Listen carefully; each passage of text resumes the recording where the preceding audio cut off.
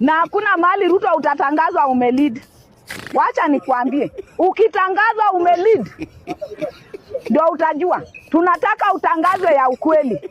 Na huyo mtu wa IBC atatangaza William Ruto, na William Ruto hajashinda. Unatangaza leo, kesho mochari. Na tuko ready kukupeleka kwenyu. Hatutaki Kenya iingie motoni.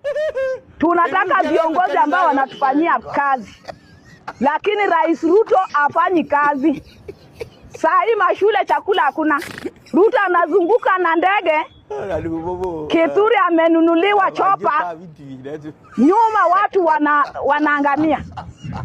Munaangalia ama nyinyi mnafurahia tu hiyo pesa? Kwa nini muambii mtu kweli? Hapa unaenda palpabaya.